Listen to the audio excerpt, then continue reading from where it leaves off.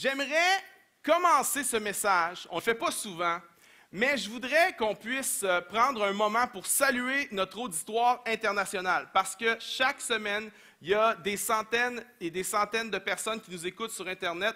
Et dans la dernière année, c'est plus de 111 000 personnes qui nous ont écoutés sur Internet. Puis j'aimerais qu'on prenne juste un petit moment. Ils nous écrivent de partout, de la France. À toutes les semaines, je reçois des nouveaux courriels de nouvelles personnes qui nous ont découverts sur Internet et qui disent merci. Merci de mettre les messages parce qu'on n'a pas toujours accès à un groupe de jeunesse, un groupe de jeunes adultes, puis ça nous fait du bien. On est vraiment contents d'avoir ce privilège-là, d'être avec vous autres via le web. Et je voudrais qu'on prenne 2 secondes pour les saluer. Est-ce qu'on peut juste prendre à 3, 1, 2, 3, on va leur faire un méga salut à toute la francophonie de la part d'Impact Jeunesse. 1, 2, 3, allez-y!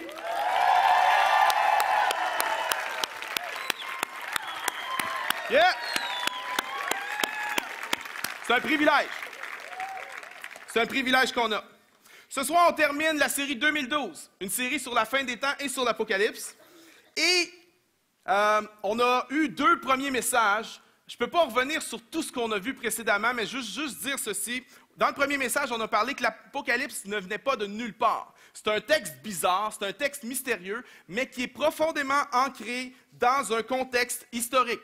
L'Apocalypse, c'est un genre littéraire de l'époque, et l'apôtre Jean utilise ce genre littéraire pour encourager les croyants des églises d'Asie mineure auxquelles il écrit ce livre de l'Apocalypse. Ça, c'est le premier message. Le deuxième message, la semaine dernière, on a expliqué que dans l'Apocalypse, il y a une dimension prophétique, il y a une dimension futuriste. L'Apocalypse annonce des choses à venir. Mais on a expliqué qu'il y a des certitudes et il y a des incertitudes. Et il y a beaucoup d'incertitudes. Et la semaine dernière, on a focusé sur les certitudes. On a dit qu'il y a 4 grandes certitudes dans les livres de l'Apocalypse. Il y en a plus que ça, mais on a dit que le retour de Christ est une certitude, la résurrection des morts, les récompenses éternelles pour le croyant, le rétablissement du royaume de Dieu sur la terre. 4 certitudes du livre de l'Apocalypse. Cette semaine, on va regarder aux incertitudes. Alors, si tu n'es pas d'accord avec moi sur tout, je suis correct, OK? C'est pas grave. On va regarder à plusieurs incertitudes et je vais terminer le message avec une grosse certitude, le thème central du livre de l'Apocalypse. Mais on va commencer par les incertitudes. C'est important lorsqu'on interprète le livre de l'Apocalypse, si tu l'as déjà lu, tu as vu, il y a beaucoup de symboles, il y a beaucoup d'images, si tu l'as déjà lu, c'est important d'être humble. C'est important de reconnaître qu'on ne sait pas tout sur l'Apocalypse. Lorsque des croyants font à partir des incertitudes, on les considère comme des certitudes et on en parle comme si on était certain que ça va arriver comme ça, ça nous discrédite. Ça nous discrédite sur les choses qu'on croit vraiment, qui sont vraiment des vérités claires dans la parole de Dieu. Il ne faut jamais prêcher des vérités claires comme des choses qui sont moins claires. Il faut reconnaître qu'on ne sait pas tout. Parce qu'il y a plein de gens dans les médias, même au niveau il y a des gens qui écrivent des livres, et il y a des gens qui écrivent des livres sur comment les chrétiens sont un peu ridicules à propos de la fin des temps. Et souvent, ils ont raison. Il y a un gars qui a fait une recherche, et il y a 354 fois dans l'histoire de l'Église qu'il y a des chrétiens qui ont prédit le retour de Jésus-Christ avec des dates et des calculs. Et les 354 se sont trompés. Et à chaque fois que quelqu'un prétend dire « je sais la date du retour de Jésus », ou à chaque fois qu'un chrétien enseigne des incertitudes comme étant des certitudes, ça discrédite toute l'Église, ça discrédite tout le corps de Christ, et ça vient discréditer les certitudes aussi qu'on a par rapport à l'Apocalypse. Alors, il faut être très prudent. On ne peut pas interpréter tout le livre de l'Apocalypse dans un sens littéral. Juste une petite preuve comme ça. Le livre de l'Apocalypse contient des répétitions. Dans Apocalypse 6, le ciel se retire et est roulé comme un parchemin. Dans Apocalypse 16, le ciel s'enfuit loin de la face de Dieu. Mais si le ciel s'est retiré, comment le ciel peut s'enfuir? Voyez-vous, il y a un symbolisme, il y a des images et il y a des répétitions. Dans Apocalypse 6, le soleil devient noir et la lune rouge comme du sang. Dans Apocalypse 12, le soleil et la lune sont obscurcis. Mais pourquoi si le soleil a déjà été obscurci, il est encore obscurci? Voyez-vous, il y a des répétitions. Apocalypse 8, toutes les plantes et l'herbe verte est brûlée. Et dans Apocalypse 9, on se retrouve qu'il y a encore de la verdure et il y a encore des plantes. Voyez-vous, l'Apocalypse semble se répéter. C'est comme s'il y a différentes images qui veulent parler des mêmes vérités, mais on répète. C'est très, très, très complexe. L'Apocalypse, c'est rempli de symboles. Et nous, les Occidentaux, on a de la misère avec la littérature symbolique. Parce qu'on n'est pas habitué à penser comme ça. Notre pensée, nous, vient où? Des Grecs. On est habitué à penser de manière linéaire. Et on vient de la culture grecque. On est issu de la culture grecque et on a une pensée qui est plutôt platonicienne. Alors, lorsqu'on aborde des textes, on a tendance naturellement à aborder les textes et à les interpréter de façon littérale. Ça, c'est nous, les Occidentaux. On est comme ça. C'est bon dans le cas de textes narratifs. Lorsqu'il y a des textes narratifs, il faut les prendre au sens littéral et il faut étudier vraiment le contenu, qu'est-ce que l'auteur est en train de dire littéralement. Mais l'Apocalypse n'est pas un texte narratif avant tout. L'Apocalypse est intentionnellement symbolique. Et on a de la misère avec ça, nous, les Occidentaux. On s'attarde aux détails. On reprend un détail de l'Apocalypse. Oh, mais qu'est-ce que ça veut dire, ce détail-là? Nous, on pense comme ça. Les Orientaux ne pensent pas comme ça. Un Oriental, lui, il est beaucoup plus à l'aise avec la littérature symbolique. Et un Oriental ne va pas s'attarder sur un petit détail. Y a-t-il des gens qui sont plus orientales ici? On a des gens qui viennent de, je sais pas, Afrique, Moyen-Orient? On a des gens qui ont une pensée plus orientale. Les Orientales ne vont pas s'attarder aux petits détails des symboles. Les Orientaux vont plutôt prendre les petits détails et les considérer comme quelque chose qui vient renforcer le big picture. Lorsqu'on regarde à l'Apocalypse, nous, on a tendance à faire ceci. Une photo qui va apparaître à l'écran. On a tendance à faire ceci. On regarde dans l'Apocalypse et on focus sur quelque chose. On va dans le détail du détail. Mais qu'est-ce que ça veut dire, ça? C'est quoi ça? C'est rien! C'est rien, ce truc-là! En fait, c'est quelque chose, mais on est tellement zoomé sur la chose qu'on ne sait pas c'est quoi. Si on recule, et à l'autre image, on va voir que ceci est un pneu. Mais c'est ça qu'on fait avec l'Apocalypse. On zoome tellement, mais ça c'est une pensée très, très, très occidentale. On zoome tellement sur le détail. Oui, mais qu'est-ce que le détail veut dire? Puis qu'est-ce que le détail a à faire avec l'autre détail? Et nous, on est platoniciens dans notre pensée et on freak avec ça. Les Orientaux disent, ben non, c'est pas grave. C'est pas grave le détail, là. Ça vient renforcer le big picture. Alors, on a tendance à faire ça avec l'Apocalypse et il faut faire attention. C'est de la littérature symbolique. Alors, il y a beaucoup, beaucoup d'incertitudes. Je vais parler de quelques incertitudes rapidement ce soir. Quelques incertitudes de l'Apocalypse. Je vais peut-être en surprendre quelques-uns. L'Antéchrist est une incertitude. Si tu as grandi dans l'Église, là, tu freaks. Ou tu te réjouis. Wouh! L'Apocalypse. Apocalypse chapitre 13, la bête. On l'appelle la bête. L'interprétation qu'on a entendue beaucoup dans les églises, c'est l'Antéchrist, c'est la bête. C'est cet homme qui va surgir sur la scène mondiale avec un discours de paix, qui va séduire les nations, qui va réussir à amener la paix entre toutes les nations du monde. Mais à un moment donné, il va enlever son masque et sous son masque de paix, c'est un dictateur terrible. Et il va se mettre à persécuter les croyants partout dans le monde. Ça, c'est l'idée, l'école de pensée traditionnelle sur l'Antichrist. Mais ça, c'est une école de pensée. Et si tu as juste lu un type d'auteur sur l'Apocalypse, ou juste un auteur sur l'Apocalypse, tu vas dire, « Hey, ça a de l'allure ce qu'il dit. » Mais si tu lis un peu plus, si tu lis d'autres théologiens, tu vas t'apercevoir qu'il y a d'autres écoles de pensée sur le même sujet qui pensent différemment. Il y a des gens qui pensent que l'Antichrist, ce n'est pas une personne, que l'Antichrist, c'est plutôt un système politique, un système religieux, une manière de penser. Et sincèrement, c'est très, très difficile d'être dogmatique sur ce sujet-là. Alors, il y a de la place. Si tu penses que l'Antichrist, c'est une personne qui va venir prendre le contrôle du monde, il y a de la place à ça. Mais on ne peut pas dire à ceux qui pensent que l'Antichrist, c'est un système qui ont tort. Il faut faire attention et être prudent. Sur Internet, il y a plein de vidéos plus farfelues que les unes que les autres qui annoncent qui est l'Antichrist. Moi, j'ai vu Obama comme étant l'Antichrist sur Internet. Dommage pour les Blacks, quelle déception. J'ai vu également le pape comme étant l'Antichrist sur Internet. J'ai vu plein de vidéos, ça se passe au Québec, des chrétiens qui assistent à des conférences sensationnalistes, vraiment des chrétiens freaks sur la fin des temps, et le conférencier fait une conférence qui n'a carrément pas d'allure, et à la fin, il y a une période de questions avec des gens pas d'allure qui se lèvent pour poser des questions qui n'ont pas d'allure, puis le genre de question, c'est qui l'Antichrist? Voyons! Voyons! Comment on pourrait le savoir de toute façon? C'est une incertitude. Voici ce que l'apôtre Jean dit de l'Antichrist. 1 Jean 2. Alors, qui est le menteur? Celui qui nie que Jésus est le Christ. Car l'Antichrist, c'est celui qui refuse de reconnaître le Père et le Fils.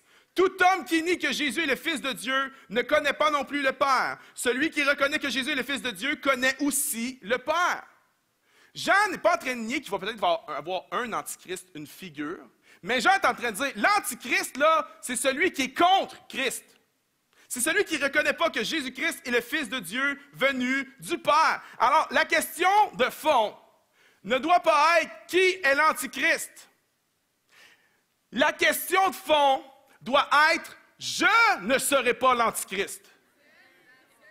Parce que Antichrist, c'est contre Christ. Assure-toi de ne pas être contre Jésus. Assure-toi d'être pour Jésus. Ça, c'est ma vision de l'Antichrist. Y a-t-il quelqu'un qui trouve ça de l'allure? Bon, il y en a qui ne sont pas d'accord. OK, c'est bon. Correct. Je te l'ai dit, tu peux être pas d'accord avec moi. Autre incertitude, le 666. Qu'est-ce que ça veut dire? Apocalypse 13. En parlant de la bête, l'Antichrist, on pense, elle amena tous les hommes, gens du peuple, et grands personnages, riches et pauvres, hommes libres et esclaves, à se faire marquer d'un signe sur la main droite ou sur le front. Et personne ne pouvait acheter ou vendre sans porter ce signe, soit le nom de la bête, soit le nombre correspondant à son nom. C'est ici qu'il faut de la sagesse, que celui qui a de l'intelligence déchiffre le nombre de la bête. Ce nombre représente le nombre d'un homme. C'est 666. À travers l'histoire, il y a eu un paquet d'interprétations différentes pour le 666. Juste à travers, entre le 16e et le 18e siècle, on a relevé plus d'une centaine d'interprétations différentes pour le 666 et seulement chez les auteurs anglais. Voyez-vous, c'est très, très, très controversé. Bon, j'ai pris des trucs sur Internet, je ne sais pas si c'est vrai, mais il paraît que si tu prends les lettres computer et que tu les additionnes et que tu leur donnes un multiple de 6 à chacune, ça va donner le chiffre 666. Si tu prends le nom Bill Gates, ça fait la même affaire. Hitler également, Roosevelt, Reagan. Il y en a même qui disent que le 666, c'est l'islam. Ça fait référence à l'islam. Mais moi, j'aimerais t'affirmer ce soir, hors de tout doute, qu'ils se trompent tous. Parce que j'ai fait des recherches. Et j'ai la solution. Si on prend la phrase « cute purple dinosaur » et qu'on remplace les U par des V pour mettre ça en latin, et que tu attribues un multiple de 6 à chaque lettre, ça donne le total de 666. Conclusion, Barney est l'Antéchrist. C'est Barney l'Antéchrist. Ils ont tous tort.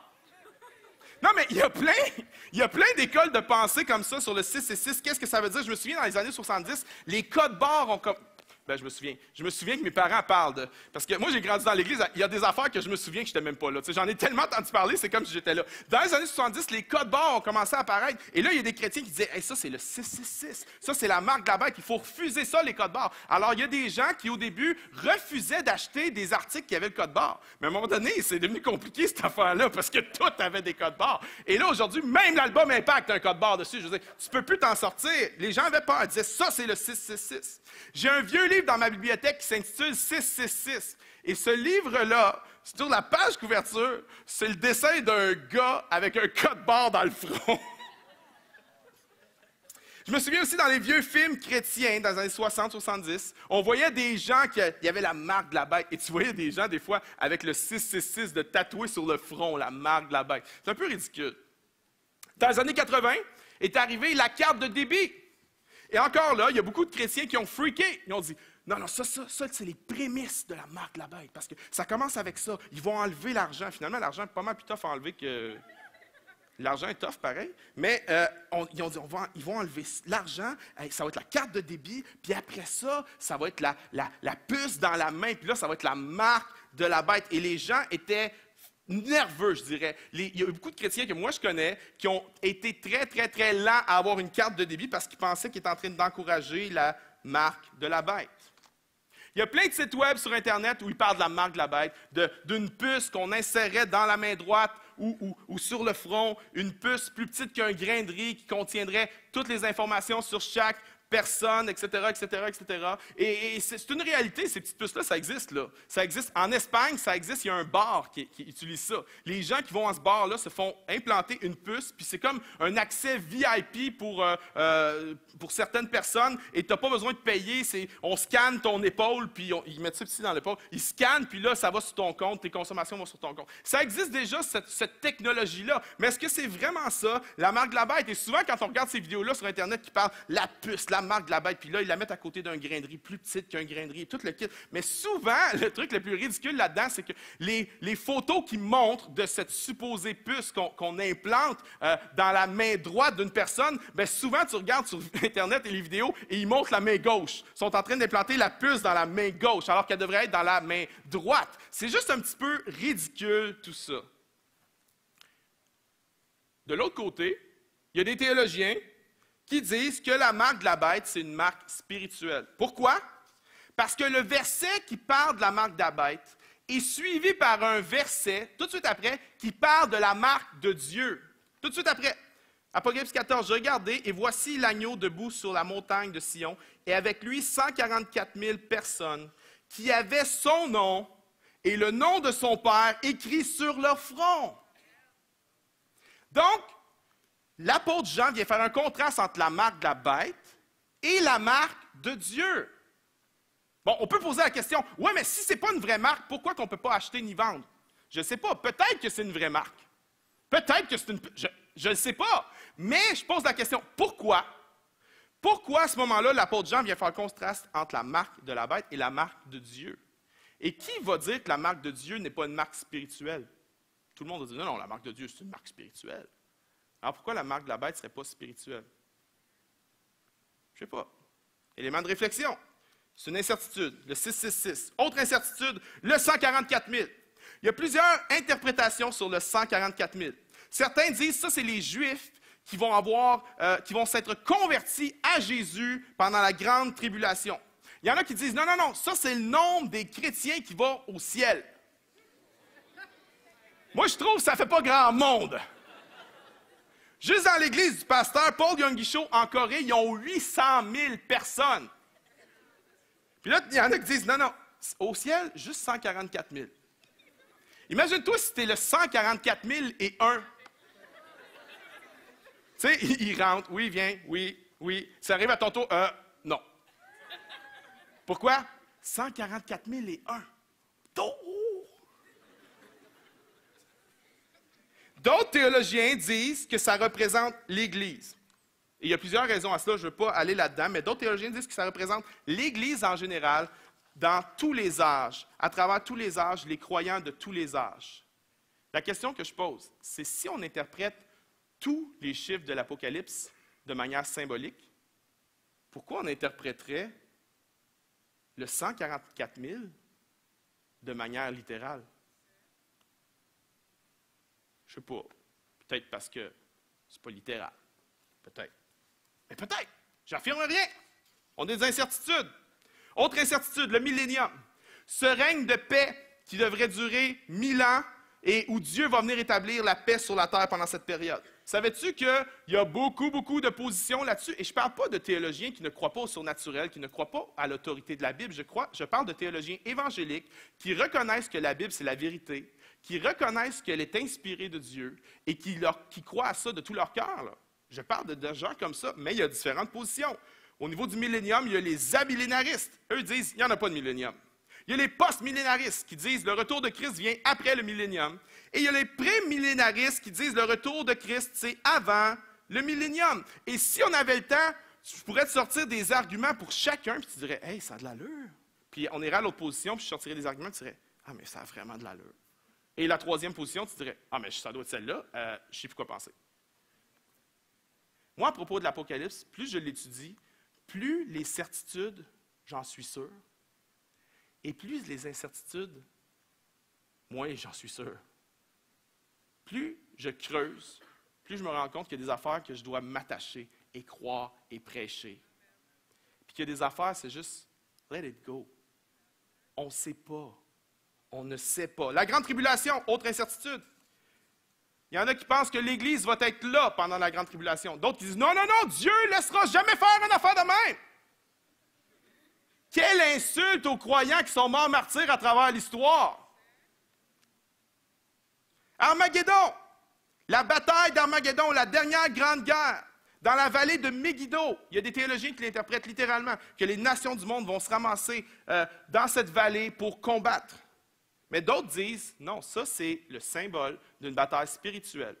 Parce que Megiddo, dans l'Ancien Testament, c'était un endroit où les routes de toute la Palestine convergeaient.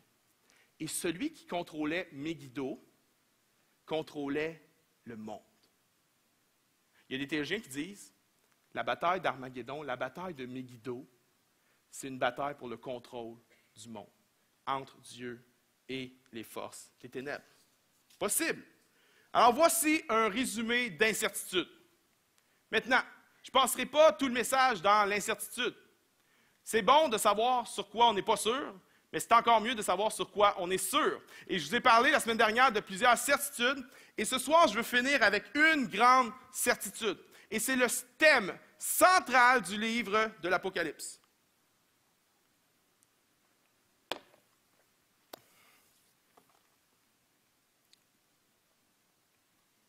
Quel est le thème du livre de l'Apocalypse? À l'époque néo-testamentaire, les auteurs bibliques employaient un principe littéraire qu'on appelle inclusio. Qu'est-ce qu'inclusio? C'est va voir le début du livre.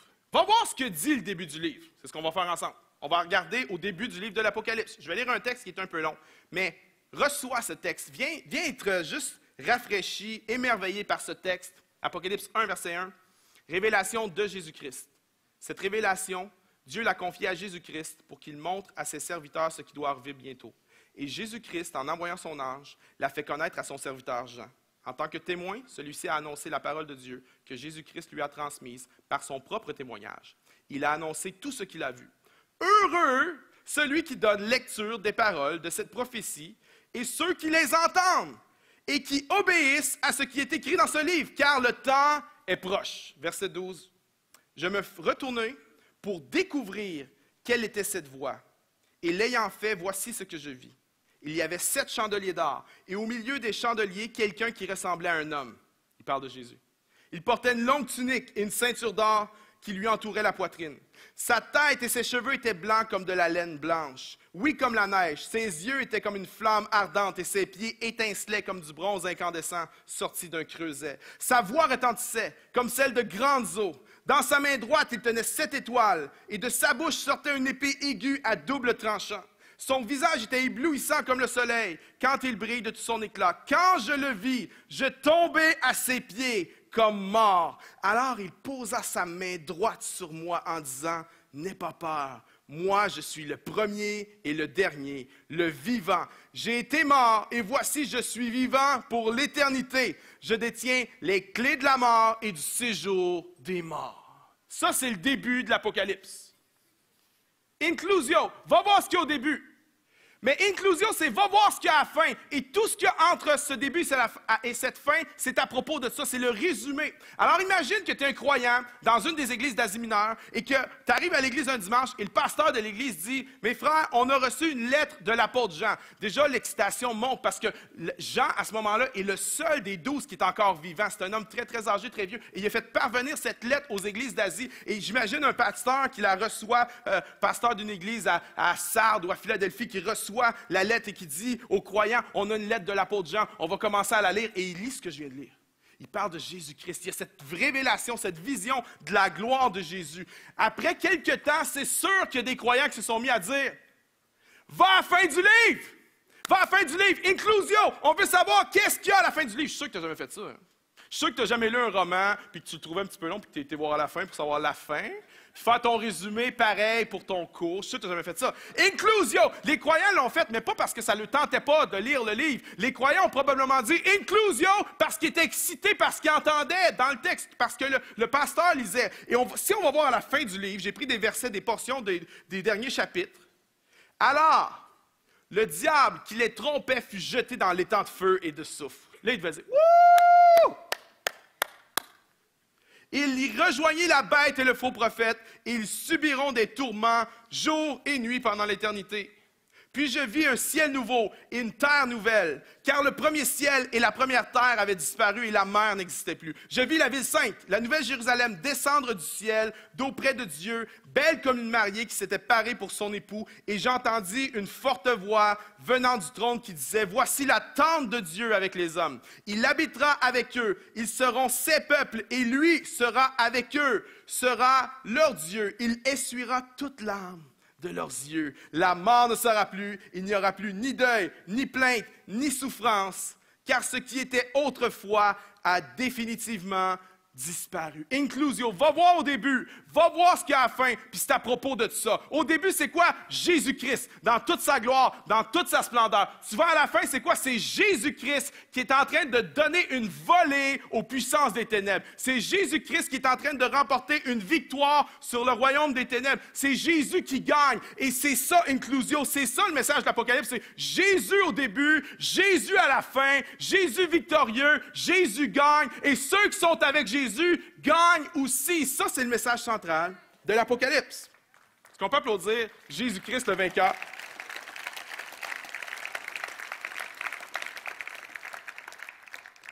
C'est pour ça qu'il ne faut pas que tu aies peur de lire l'Apocalypse.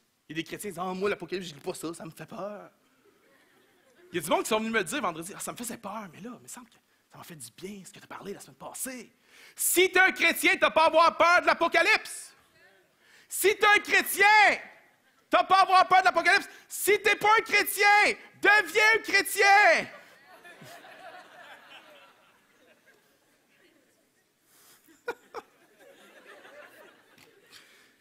Là, il y en a, tu es nouveau, peut-être, tu te dis, wow, là, quand tu parles des ténèbres, là, es-tu en train de parler de diable? Oui.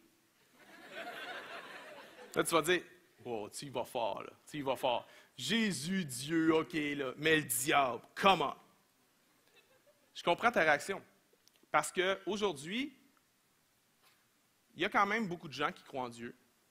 Mais peu de gens croient qu'il y a des puissances maléfiques. Peu de gens croient que le mal incarné existe. Maintenant, moi, je crois ça parce que la Bible affirme ça. Mais avant que tu te mettes à freaker et sortir, là, juste te dire une chose. Je ne suis pas un fan du diable. Moi, je suis un fan de Jésus-Christ. Et moi, je ne suis pas le genre de prédicateur qui veut donner plus de place au diable qu'à Jésus-Christ. Il y a des églises, tu vas là-dedans, le diable! Et tout le temps, le diable. Là, chez moi, que le diable, Jésus est mort, il est ressuscité, puis il a vaincu le diable. C'est ça le deal. C'est ça le deal.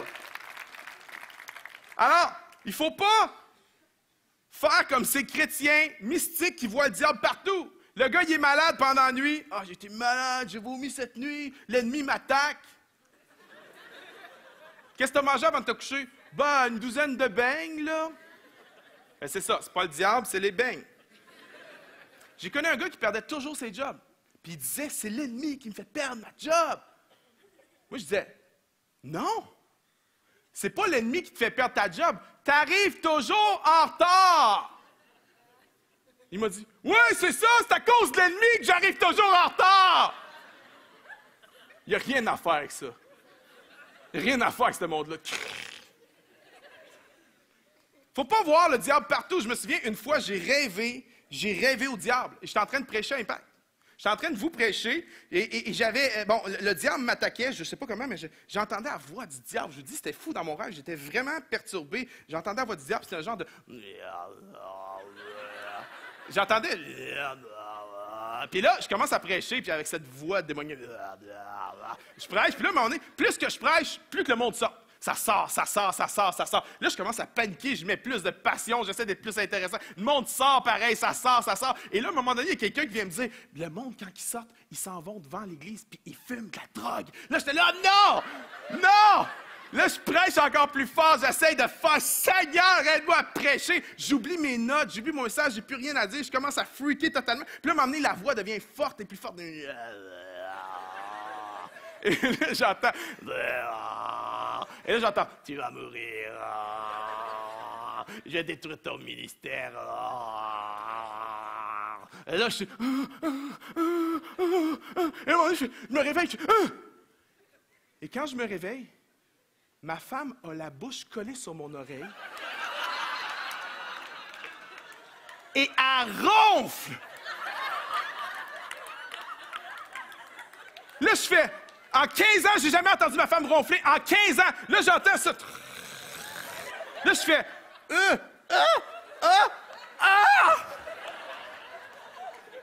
Je la pousse, elle roule. Là, je suis là, ma femme ronfle, c'est dégueulasse. C'est démoniaque, cette affaire-là. Alors, morale de l'histoire. Soit ma femme est le diable, ou soit il ne faut pas voir le diable partout. Combien sont d'accord avec la deuxième affirmation? Il ne faut pas voir le diable partout. Comment on applaudissez?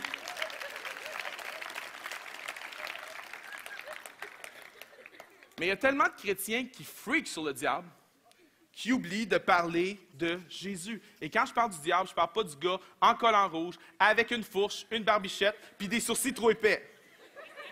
C'est pas de lui que je parle. Quand je parle de Satan, quand la Bible parle du diable, elle parle des forces du mal qui amènent des êtres humains à faire des choses inhumaines. Elle parle des forces spirituelles qui contrôlent ce monde et le système de ce monde. Moi, quand je regarde les nouvelles, que je vois un gars comme Breivik en Norvège qui a tué 77 personnes, puis on voit le procès à télé, puis quand il arrive, il vient s'asseoir au banc des accusés, fait le salut clérien. Après ça, la procureure de la couronne vient lire les accusations et vient donner une lecture des détails des meurtres qu'il a fait. Puis lui, il est là, puis il reste de glace, il n'a aucune émotion, il est froid, il est mort. Puis qu'après ça, quand il passe en pièce à conviction, une vidéo que lui a mis sur Internet le jour qu'il a fait les attentats. Et dans cette vidéo-là, c'est une vidéo qui glorifie les croisades et tout ce qui est laid à travers l'histoire de l'Église. Et lui, il se voit comme un chrétien. Il n'y a rien de chrétien, ce gars-là. Mais quand je vois quelque chose comme ça, venez pas me dire que le mal n'existe pas. Le mal existe. Quand je vois des enfants au Québec en 2012 qui se suicident parce qu'ils sont intimidés à l'école, au point qu'ils ne sont plus capables de vivre. Venez pas me dire que le mal n'existe pas. Puis il n'y a aucun de ces enfants-là qui est si mauvais que ça. C'est juste des enfants. Mais venez pas me dire que le mal n'existe pas. Le mal existe. Le mal est autour de nous. Quand je vois plus d'1 milliard de personnes qui souffrent de malnutrition et qu'une partie de la planète, les Occidentaux, nous, on garde presque 80% des richesses puis qu'on ne partage pas, je me dis, le mal existe. Il y a le mal. Le mal est parfois autour de nous. Le mal est parfois en nous. Quand je vois des gens qui sont pris dans des addictions terribles, que ce soit la drogue, l'alcool ou d'autres comportements qui les détruisent complètement, ils veulent s'en sortir. Ce n'est pas tout le monde qui est pris avec une addiction qui ne veut pas s'en sortir en passant. Il y a du monde qui ont des addictions puis qui veulent s'en sortir, mais qui ne sont pas capables de s'en sortir. Quand je vois des choses comme ça, je me dis, venez pas me dire que le mal n'existe pas. Le mal existe. C.S. Lewis a dit ceci. Nous sommes portés à commettre au sujet du diable ou de ses envoyés 2 erreurs opposées mais d'une égale gravité. L'une consiste à nier leur existence, l'autre à leur porter un intérêt excessif et malsain. 2 extrêmes. On parle juste du diable puis ça devient malsain, ou bien on dit non, ça n'existe pas. La Bible parle que c'est des forces ténébreuses qui existent. Le diable est un ange qui a été déchu, un ange qui s'est rebellé contre Dieu. Et Dieu a demandé à l'archange Michel de le mettre hors du ciel. Et il y a un tiers des anges qui l'a suivi à ce moment-là. Et lui, il est fru, enragé contre Dieu. Mais il ne peut rien faire à Dieu. Il est Dieu. Alors la seule chose qu'il peut faire, c'est de faire du mal à la création de Dieu. Puis il s'en prend à nous. C'est une réalité. Mais Jésus, inclusio, c'est à propos de Jésus et c'est à propos de la victoire éclatante et totale de Jésus sur les forces des ténèbres. Inclusio, victoire à la fin des temps, mais victoire à la croix aussi. Jésus a défait l'ennemi à la croix. Quand Jésus est mort sur cette croix, Paul dit, là, il a désarmé toute autorité. Quand ça parle d'autorité, ça parle des forces des ténèbres.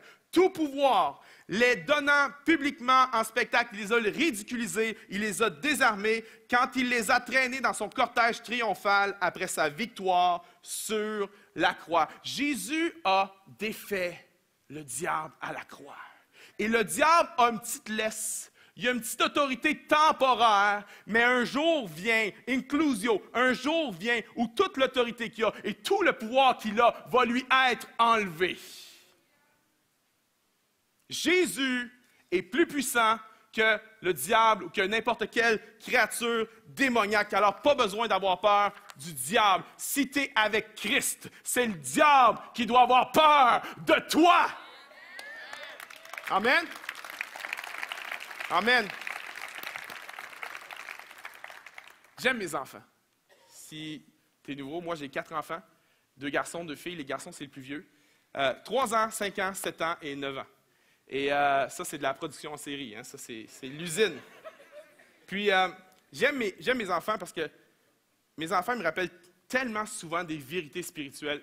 Et mes enfants ont bien compris que Jésus est le plus fort de tout, que Jésus a l'autorité suprême sur toute chose. Ils l'ont compris ça un jour. Mes 2 garçons étaient en train de se chicaner. Et vous savez, les petits gars, c'est des coqs. Hein? Toujours des coqs, puis toujours en train d'essayer d'être meilleur que l'autre, puis plus intelligent que l'autre, puis de courir plus vite que l'autre, puis d'être plus pesant que l'autre, puis tout ce que tu peux imaginer pour être le meilleur. Les petits gars, c'est comme ça. Et à un moment donné, mon plus jeune, Zachary, qui à cette époque-là, il avait peut-être 5 ans, puis l'autre, le plus vieux, Anthony, avait peut-être 7 ans. Zachary, 5 ans, il dit à Anthony, « En tout cas, là, moi, là, je suis plus fort que toi, Anto, parce que je suis Batman. »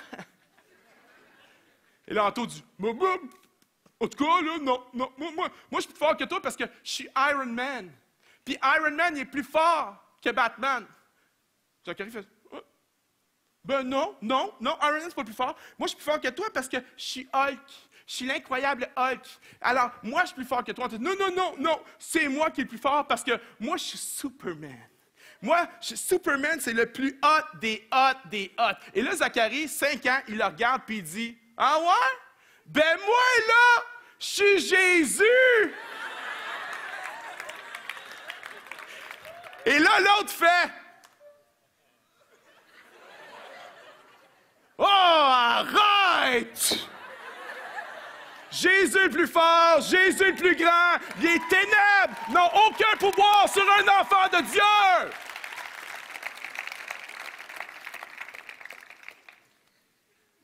Jésus est plus fort que Satan. Jésus est plus fort que n'importe quelle attaque ténébreuse que quelqu'un pourra avoir ici. J'ai déjà raconté ça, mais je veux le raconter à nouveau parce que c'est important. Il faut que tu comprennes que le diable n'a rien à voir avec Jésus. Tu ne peux pas les comparer. Le diable, ce n'est pas le contraire de Jésus. Le diable, ce n'est pas le contraire de Dieu. Dieu n'a pas de contraire. Dieu n'a aucune comparaison possible. Jésus est victorieux. Jésus est le plus fort. Moi, j'ai acheté une maison dans laquelle, alors que je l'ai achetée, on m'a dit, elle n'est pas chère la maison, mais tu sais, il y a un suicide dans la maison. C'est jamais le genre de nouvelle que tu tripes à entendre, tu sais. Fait que, je dis, on va aller la visiter pareil, elle n'est pas chère, tu sais. Fait que là, j'arrive là, puis l'agent lui-même m'avait dit qu'il y avait eu un suicide, puis là, on visite la maison, on dit, puis l'aimez-vous? Oui, oui, on l'aime, c'est quand même bon, c'est une belle maison. Il dit, ben là, il y a quelque chose que j'ai oublié de vous dire. Quoi? En fait, il n'avait pas oublié de nous le dire, il nous a menti. Il dit, ben, c'est parce qu'il y a eu 2 suicides dans la maison. OK. Là, on ne savait pas trop quoi faire. Finalement, on a décidé de l'acheter pareil. Et lorsqu'on a acheté la maison, première rencontre que j'ai avec mon voisin d'à côté, il dit, en tout cas, on est content que vous soyez là. Ah ouais? Ça, OK, tu sais. C'est Amityville, ma maison. Amityville, la maison du diable. Là, il dit, en tout cas, on est content que tu sois là. Qu'est-ce que tu fais dans la vie? Je suis pasteur. Pasteur. Ah, ouais, t'es pasteur. Tu fais quoi? Ben, l'Église Nouvelle Vie, les jeunes disent, ah, c'est intéressant. Ben, je suis bien content. C'est rare que le monde te dise ça. Hein? Pasteur, puis je suis bien content. Pourquoi? Ben, tu sais, à cause des événements qu'il y a eu dans la maison, on s'est dit, il faut que ça arrête, ça. Ah, j'ai dit, vous parlez des 2 suicides? Il dit, ben, on ne te l'a pas dit. Je dis, me dire quoi? Ben, il dit, il y a eu 3 suicides dans ta maison. OK. Savez-vous quoi? Les 3 propriétaires qui ont eu cette maison-là se sont enlevés la vie. Mais il y a un verset dans l'Épître aux Galates qui dit « Christ nous a rachetés de la malédiction. » J'aimerais te dire, il n'y aura pas un autre propriétaire qui va se suicider dans ma maison. Ma maison appartient à Dieu, ma famille appartient à Dieu, et toute la gloire est à Dieu. Et la puissance de Christ est plus forte que la puissance des ténèbres. C'est fini le suicide dans ma maison.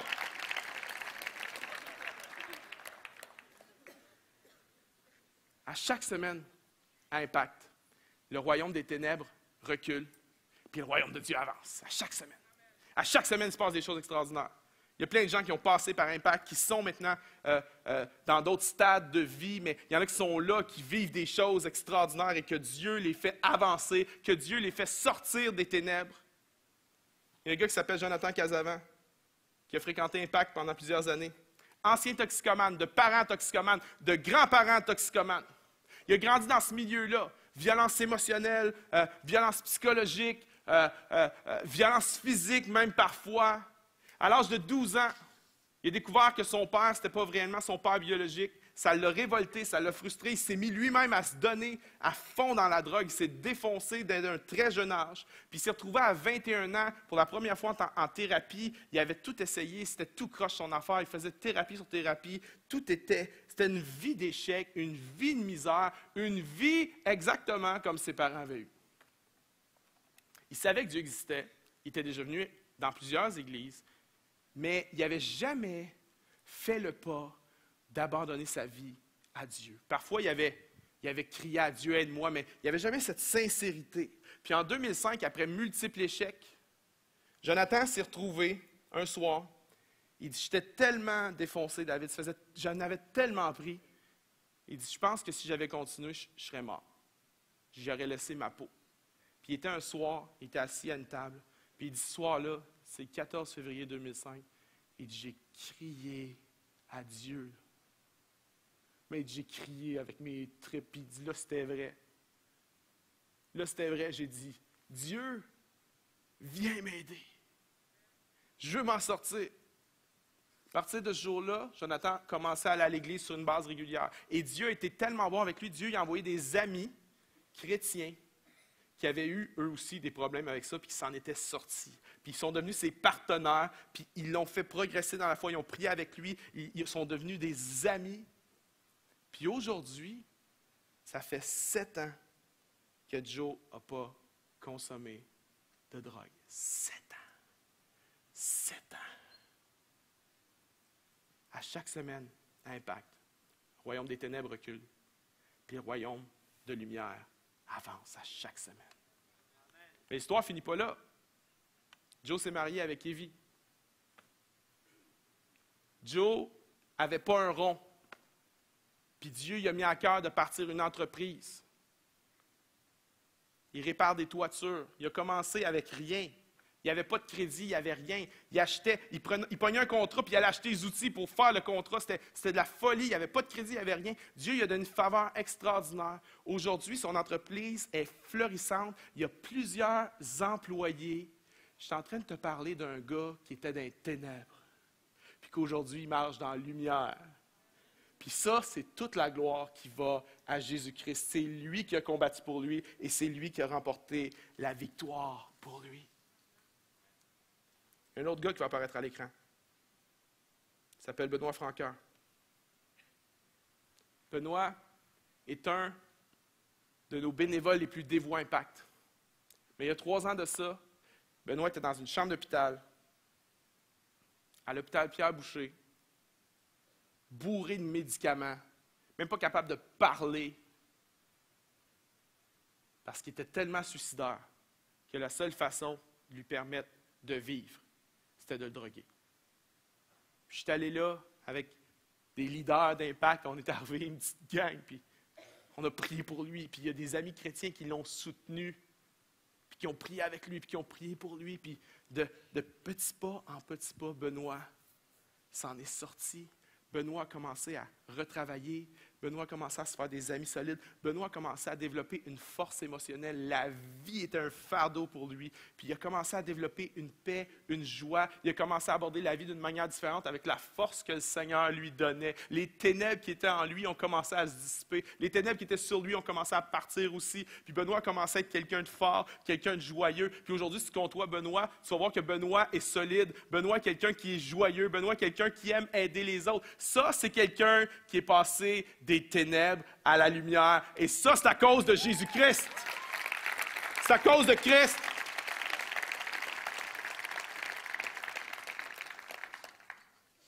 Troisième histoire. J'ai reçu une lettre récemment. Ce n'est pas la lettre d'un jeune adulte. C'est la lettre d'une dame d'un certain âge qui fréquente l'Église ici. Vous voyez ce qu'elle m'a dit? Pasteur David, je vous écris cette lettre pour rendre justice à un jeune frère de l'Église Nouvelle Vie. En ce qui me concerne, je préfère demeurer dans l'ombre, je ne sais pas c'est qui la madame, afin que la lumière soit dirigée sur lui seul. Dans ce qui suit, je vous raconte un fait personnel qui s'est passé l'an dernier. Merci pour l'attention que vous y porterez et puissiez-vous y trouver consolation et encouragement pour continuer dans votre ministère. C'était dimanche le 1er mai 2011. Ce matin-là, je me suis rendu à l'Église Nouvelle Vie sans aucune joie intérieure. J'étais dans une période où je venais de vivre un grand choc émotionnel. J'ai une idée c'est quoi, je peux vous dire que c'est vraiment terrible ce que cette personne a vécu. Et j'en étais encore fort ébranlé. Je me sentais dévasté jusqu'au plus profond de l'âme et je luttais désespérément avec les forces des ténèbres. Et l'idée obsédante de me suicider. Tout au long de mon parcours pour me rendre à l'Église, je pleurais en disant à Dieu, « Seigneur, je ne vais pas bien du tout. Si tu n'interviens pas, je vais me suicider aujourd'hui. Pitié, Seigneur, ne m'abandonne pas, ne me laisse pas seul. » Arrivé à l'Église, dans le sanctuaire et tout au long de la prédication, j'ai continué à crier à Dieu dans mon cœur. À la fin, lorsque les gens sortaient, 2 sœurs se sont arrêtées à moi en me disant que je n'avais pas l'air de bien aller. Et j'ai fondu en larmes dans leurs bras. Elles m'ont demandé si elles pouvaient faire quelque chose pour moi et j'ai répondu non. Je sais que cela paraît contradictoire, car j'avais demandé à Dieu de ne pas me laisser seul, mais en même temps, je ne cherchais qu'à m'isoler des autres. Elles sont parties et c'est là qu'un jeune homme, qui s'était jusqu'alors tenu à l'écart, s'est avancé vers moi. Il m'a pris dans ses bras et j'ai pleuré sur son épaule pendant qu'il priait pour moi. Ensuite, je l'ai remercié, puis je suis sorti. Rendu dehors, je me suis aperçu qu'il était à mes côtés. Il m'a demandé où j'allais, et évasivement, comme un automate, je lui ai répondu, « Je ne sais pas, mais une chose est sûre, c'est que je ne retournerai pas chez moi. » Je vous avoue que je me souviens vaguement de ce que je lui ai dit par la suite et de ce qu'il me disait. Nous avons marché sur l'Antérien, et tout ce dont je me souviens, c'est qu'à plusieurs reprises, je lui ai dit qu'il pouvait s'en aller, qu'il n'était pas obligé de rester avec moi. Mais aucune de mes paroles ne réussissait à le convaincre de partir. Nous avons continué à marcher sur Gentilly et sur Chemin Chambly jusqu'au centre Jacques-Cartier. Là, je lui ai dit qu'il pouvait me laisser. Il est entré avec moi dans le centre d'achat. Nous avions faim. J'avais peu d'argent sur lui. Il avait peu d'argent sur lui et moi encore moins. Mais malgré cela, il a payé ce qui me manquait et nous avons dîné ensemble. À un moment donné, il m'a dit qu'il devait assister à la réunion de remise des diplômes à l'Église Nouvelle Vie cet après-midi-là vers 16 h. Mais ensuite, il a ajouté qu'il était prêt à manquer cet événement pour rester avec moi. Quand j'ai entendu ces paroles, je n'en revenais pas que quelqu'un, un jeune homme en plus, soit prêt à manquer une soirée de grande importance pour lui, pour ne pas me laisser seul dans l'état où je me trouvais. Dans son insistance, résolu à ne pas me laisser seul, j'ai finalement décidé de retourner à l'Église Nouvelle Vie avec lui. ne pouvant supporter l'idée qu'il se sacrifie pour moi en se privant d'un temps de réjouissance. Alors, nous sommes repartis en direction de l'Église en prenant un autre chemin, et rendus dans le sanctuaire, je l'ai remercié une fois de plus en lui disant qu'il pouvait aller rejoindre ses amis, mais à ma grande surprise, il s'est assis juste à côté de moi, persévérant. Puis une amie est venue s'asseoir avec nous et la cérémonie a commencé.